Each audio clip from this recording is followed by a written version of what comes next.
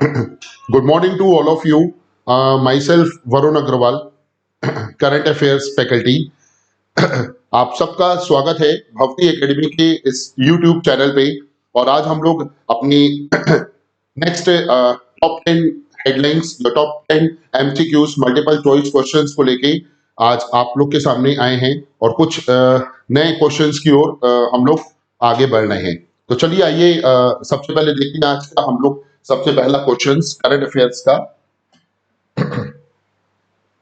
देखिए सबसे पहला क्वेश्चन आपकी स्क्रीन पे ये रहा, who will be the current CEO of ICICI prudential life insurance company. ICICI prudential life insurance company का वर्तमान सीईओ कौन होगा? ऑप्शन दिए यहाँ पे 5 ऑप्शन। ऑप्शन नंबर ए है एनएस विश्वनाथन, ऑप्शन बी है अरुण त्यागी, ऑप्शन नंबर सी है चंदा कोचर, ऑप्शन डी है अविनाश अवस्थी और ऑप्शन ई है अनूप बागची। तो ये क्वेश्चन है आपका, ICICI prudential life insurance company के वर्तमान जो सीईओ हैं एट प्रेजेंट टाइम पे वो कौन अपॉइंट किए गए हैं? अनूप बागची। जी हाँ, इसका ये करेक्ट आंसर है।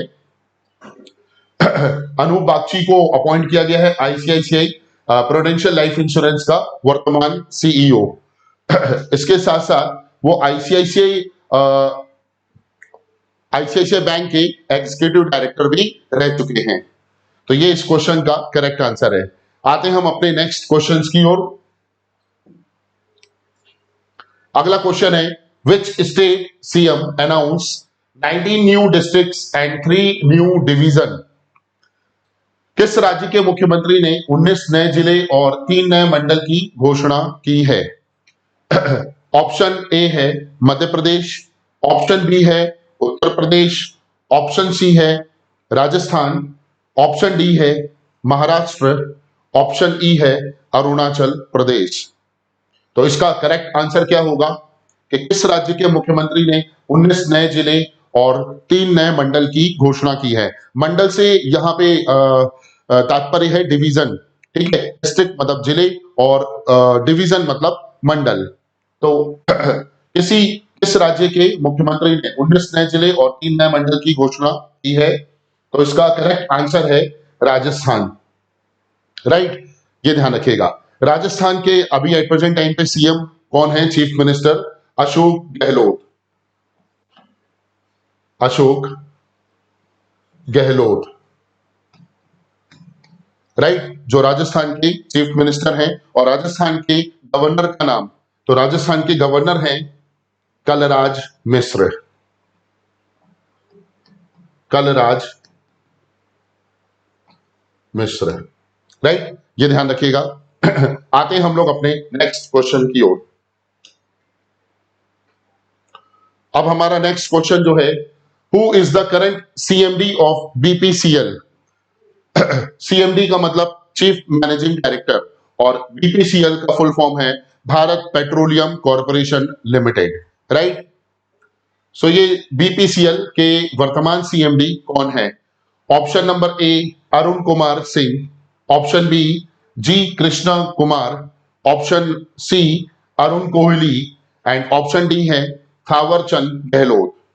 ये 4 ऑप्शन यहाँ पे दिए हुए हैं और बीपीसीएल के वर्तमान सीएमडी के बारे में बात की जा रही है।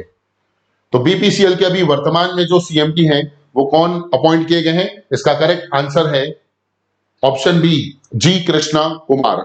जी हाँ, ये इसका राइट आंसर है, जी कृष्णा कुमार। आते हैं हम लोग अपने नेक्स्ट क्वेश्चन की ओर। Question number 4, who have selected as the vice president of Nepal. Nepal के उपराष्ट्रपति के रूप में किसे चुना गया है? Option A Ram Sahay Prasad Yadav, option B Ramchandra Paudel, option C है पुष्पा कमल दहल, ऑप्शन डी है ओम प्रसाद कोहली, ऑप्शन ई है नन ऑफ दीज। ये 5 ऑप्शन आपके सामने दिए हैं। इस क्वेश्चन का करेक्ट आंसर क्या है? नेपाल के उपराष्ट्रपति के रूप में अभी हाल ही में किसे अपॉइंट किया गया है? तो आंसर है इसका राम सहाय प्रसाद यादव। ये इसका करेक्ट आंसर है। आते हैं हम अपने नेक्स्ट क्वेश्चन की ओर। तो नेक्स्ट क्वेश्चन है क्वेश्चन नंबर 5।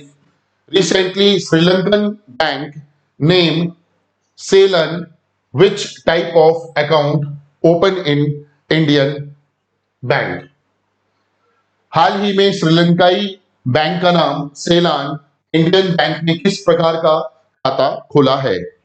कहने का मतलब कि श्रीलंका के किसी बैंक ने भारत के किसी बैंक में अपना एक कंट्री अकाउंट ओपन किया है। जैसे जिस अकाउंट का नाम क्या है, तो ये 5 ऑप्शन यहाँ पे दिए हुए हैं। पहला करेंट अकाउंट, दूसरा सेविंग अकाउंट, थर्ड नंबर पे दिया है नॉस्ट्रो अकाउंट, फोर्थ नंबर पे दिया है vostro account and last one is none of these. Right. तो देखिए, आपको मैं स्टूडेंट्स बताना चाहूंगा कि जैसे श्रीलंका के किसी बैंक ने, तो श्रीलंका के बैंक का यहाँ पे नाम दिया है सेलान। ये श्रीलंका बैंक का नाम है सेलान, जो कि भारत के इंडियन बैंक, राइट, भारत के इंडियन बैंक में किस प्रकार का खाता खुला है। श्रीलंका के बैंक ने इंडिया के बैंक का नाम क्या है, इंडियन बैंक। इंडिया के बैंक का नाम है इंडियन बैंक। इंडियन बैंक में किस तरीके का अकाउंट ओपन किया है, ऐसे अकाउंट को हम लोग किस नाम से जानते हैं, nostro account.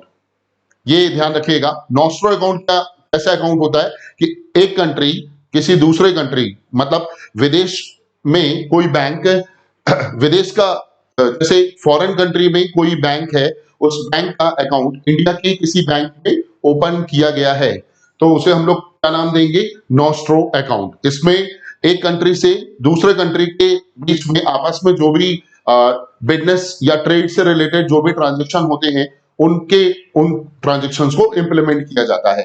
Right.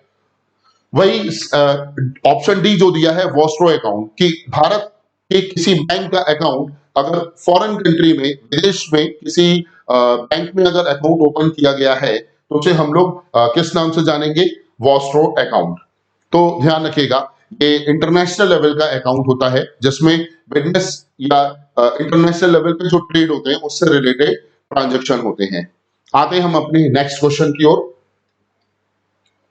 Question number 6 है, which state started international film festival. किस राज्य ने अंतरराष्ट्रीय फिल्म महोत्सव की शुरुआत की है अभी एट प्रेजेंट टाइम पे। ऑप्शन ए है मेघालय, ऑप्शन बी है दिल्ली, ऑप्शन सी है पुडुचेरी, ऑप्शन डी है केरला, ऑप्शन ई है नागालैंड। इस क्वेश्चन का राइट आंसर क्या है, इस क्वेश्चन का राइट आंसर है मेघालय। ठीक है, मेघालय जो है, मेघालय की जो कैपिटल है शिलोंग है, और मेघालय में अभी हाल ही में अंतरराष्ट्रीय फिल्म महोत्सव की शुरुआत हुई है, क्योंकि जो नॉर्थ ईस्ट स्टेट में मेघालय आता है, तो नॉर्थ ईस्ट स्टेट के लोगों को या यूथ जनरेशन को उनके कल्चर से इंट्रोड्यूस कराना, इसके लिए एक फिल्म, अंतरराष्ट्रीय फिल्म महोत्सव की शुरुआत हुई है। कहां पे, मेघालय में। तो मेघालय की कैपिटल हो गई आपकी शिलोंग। चलिए आते हैं अब हम अपने नेक्स्ट क्वेश्चन की ओर। Question number 7, who have appointed Asia's first women loco pilot will operate Vande Bharat. Asia की पहली महिला लोको पायलट किसे नियुक्त किया गया है जो वंदे भारत का संचालन करेंगी। तो वंदे भारत ट्रेन के बारे में तो आप लोगों को पता ही होगा कि देश में कई अलग अलग जगहों पे, कई अलग अलग राज्यों में वंदे भारत ट्रेन को चलाया जा रहा है, और बहुत तेज गति से इसकी जो क्वांटिटी है वो हर स्टेट को कवर कर रही है। लगभग सभी राज्यों में वंदे भारत ट्रेन चलाई जा रही है। तो वंदे एशिया की पहली महिला लोको पायलट जो है वो कौन अपॉइंट की गई है। अब देखिए, ऑप्शन यहां पे दिया है हरमनप्रीत कौर, ऑप्शन बी है स्मृति मंधाना, ऑप्शन सी है पूर्णिमा व्यास, ऑप्शन डी है सुरेखा यादव, ऑप्शन ई है नन ऑफ दीज। इन 5 ऑप्शंस में से कोई एक आंसर है इस क्वेश्चन का। तो इसकी करेक्ट आंसर क्या है, इसका करेक्ट आंसर है Surekha Yadav, option D. Right, Surekha Yadav जिन्हें एशिया की ये पहली महिला लोको पायलट अपॉइंट की गई है, जो वंदे भारत ट्रेन को ऑपरेट करेगी। वंदे भारत ट्रेन की पहली महिला जो पायलट है, लोको पायलट है, वो कौन बनाई गई हैं? सुरेखा यादव। और ये कहां से बिलोंग करती है? ये महाराष्ट्र के सतारा से डिस्ट्रिक्ट से बिलोंग करती हैं। महाराष्ट्र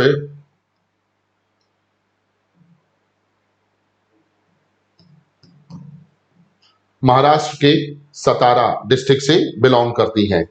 SATARA, सतारा डिस्ट्रिक्ट से बिलोंग करती हैं। राइट। और इनको कुछ नेशनल और इंटरनेशनल अवार्ड भी दिए जा चुके हैं, तो ये ध्यान रखिएगा। आते हम अपने नेक्स्ट क्वेश्चन की ओर। क्वेश्चन नंबर 8 है, who have appointed as a MD and CEO of Tech Mahindra. Tech Mahindra company one of the 6 largest tech IT company in India. So Tech Mahindra के MD और CEO के रूप में किसे नियुक्त किया गया है? ये आपका क्वेश्चन है। इस क्वेश्चन के 5 ऑप्शन दिए हैं। Mohit Joshi, option A, option B है CP गुरनानी, ऑप्शन C है अजय पुरोहित, ऑप्शन D है सुमन बेरी, ऑप्शन E है परमेश्वरन अय्यर। ये 5 ऑप्शन यहां पे दिए हैं और इस क्वेश्चन का करेक्ट आंसर है टेक महिंद्रा के MD और CEO के रूप में किसे नियुक्त किया गया है? तो इसका करेक्ट आंसर है मोहित जोशी। मोहित जोशी जी ने रिप्लेस किनको किया है? CP गुरनानी। ये ध्यान रखिएगा, ठीक है। मोहित जोशी पहले इन्फोसिस के चेयरमैन रह चुके हैं, जो कि टेक महिंद्रा के MD और CEO अब अपॉइंट हुए हैं, और इन्होंने रिप्लेस किनको किया है?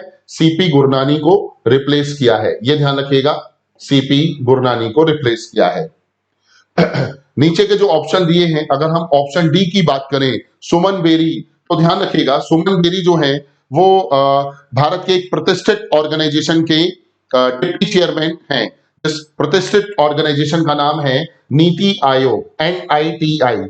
आप सभी लोगों को मालूम होगा नीति आयोग। मोदी जी ने अपनी भारत में 2014 में सरकार बनाने के बाद एक नया ऑर्गेनाइजेशन एस्टैब्लिश किया, जिसे हम लोग नीति आयोग के नाम से जानते हैं। Right, National Institute of Transforming India. So NITI Aayog के डिप्टी चेयरमैन कौन है? सुमन बेरी। नीति आयोग के सबसे पहले डिप्टी चेयरमैन कौन थे? अरविंद पनगड़िया। और अभी एट प्रेजेंट टाइम पे डिप्टी चेयरमैन कौन है? सुमन बेरी, जिन्हें मई 2022 में अपॉइंट किया है। ये भी ध्यान रखिएगा। सबसे लास्ट वाला जो ऑप्शन दिया हुआ है परमेश्वरन अय्यर, ये भी नीति आयोग से रिलेटेड है, इसलिए मैंने इस चीज को यहाँ पे एक्सप्लेन किया। तो नीति आयोग के जो CEO हैं एट प्रेजेंट टाइम पे, चीफ एग्जीक्यूटिव ऑफिसर, वो एट प्रेजेंट टाइम पे कौन है? परमेश्वरन अय्यर। नीति आयोग के पहले CEO कौन थे? अमिताभ कांत। उनको रिप्लेस करके नए CEO कौन अपॉइंट हो गए हैं? परमेश्वरन अय्यर। तो ये इंफॉर्मेशन आपको ध्यान में रखनी है, कई बार एग्जाम के पॉइंट ऑफ व्यू से ये क्वेश्चंस एग्जाम में पूछ लिए जाते हैं। अब आते हैं हम अपने नेक्स्ट क्वेश्चन की ओर। क्वेश्चन नंबर 9 है, where the SCO Supreme Court Chief Justice meeting will held city। SCO supreme court के मुख्य न्यायाधीश की बैठक शहर में कहां पे होगी? तो देखिए, सबसे पहले तो मैं आपको बता दूं, ये जो SCO है, इस SCO का फुल फॉर्म क्या है? Shanghai cooperation organisation. Shanghai cooperation organisation, right. SCO जो है, देखिए SCO का जो फॉर्मेशन है वो कब हुआ है? 2001 में हुआ है। 2001 में स्टैब्लिश हुआ है SCO, शंघाई कोऑपरेशन ऑर्गेनाइजेशन। और SCO को पहले किस नाम से जानते थे हम लोग? शंघाई 5 के नाम से जानते थे। SCO का जो ओल्डेस्ट नेम है वो शंघाई 5 था, और शंघाई 5 कब बना है? 1995 में बना है। शंघाई 5 का एस्टैब्लिशमेंट हुआ है 1985 में, जिसमें 5 इसके फाउंडर मेंबर कंट्रीज थे। उन 5 फाउंडर मेंबर कंट्रीज में अगर हम देखें तो सबसे पहला हो गया चाइना, ठीक है। चाइना के बाद सेकंड नंबर पे हो गया आपका रशिया।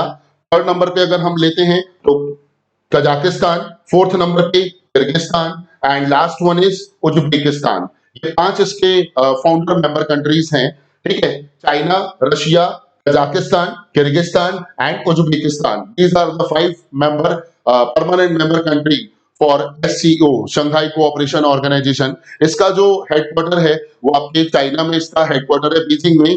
एंड एससीओ एससीओ की जो ऑफिशियल लैंग्वेज है वो आपकी चाइना और रशिया है। तो कई बार एग्जाम में क्वेश्चन पूछ लेता है एससीओ की ऑफिशियल लैंग्वेज क्या है, चाइना और रशिया।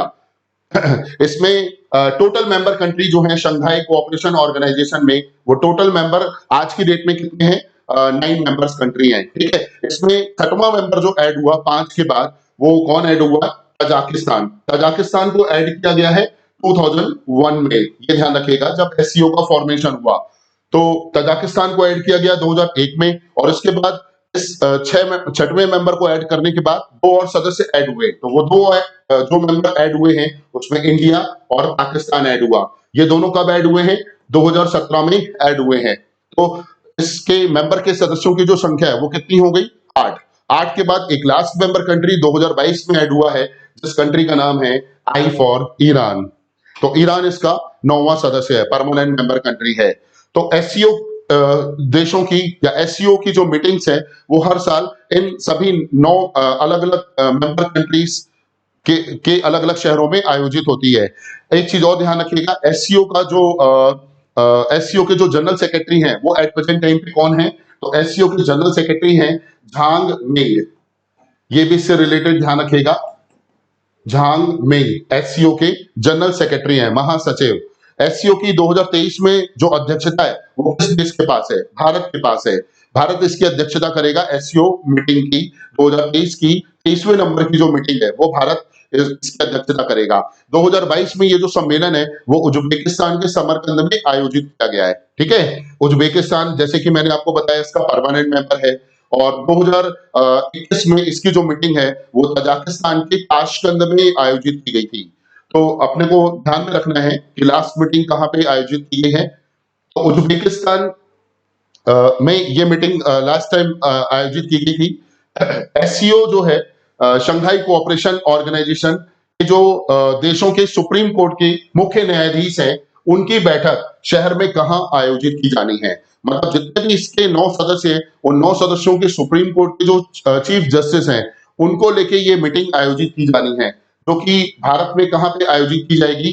तो इस क्वेश्चन का आंसर है ऑप्शन सी, दिल्ली में ये मीटिंग आयोजित की जानी है। इसके अलावा एससीओ की जो मीटिंग 2023 में भारत में आयोजित की जाएगी उसमें कल्चरल सिटी का दर्जा दिया गया है किसी एक शहर को। उस शहर का नाम है काशी, मतलब वाराणसी। वाराणसी को कल्चरल सिटी का दर्जा दिया गया है। और ये जो दर्जा दिया गया था ये लास्ट टाइम 2022 में जो मीटिंग हुई है उज्बेकिस्तान में, वहां पे ये अनाउंसमेंट हुई है। तो आपको ये भी ध्यान में रखना है। आते हैं हम अपने नेक्स्ट और लास्ट आज के क्वेश्चंस की ओर। क्वेश्चन नंबर 10, ये आज का हमारा लास्ट क्वेश्चन है। How much loan amount to be provide under the Mudra Yojana, right. देखिए यहां पे लिखा है मुद्रा योजना। तो ये मुद्रा योजना जो है वो मोदी गवर्नमेंट की एक स्कीम है जो कि 8 अप्रैल 2015 को ये जो मुद्रा लोन योजना है ये स्टार्ट की गई है, राइट। मुद्रा का फुल फॉर्म जो है सबसे पहले मैं आपको बता दूं, माइक्रो यूनिट डेवलपमेंट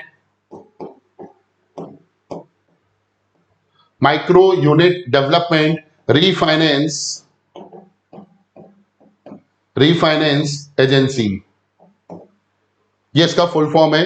मुद्रा जो लोन है, मुद्रा क्या है, एक टाइप का लोन है जो कि 8 अप्रैल 2015 को गवर्नमेंट ऑफ इंडिया के द्वारा ये योजना का शुभारंभ हुआ था।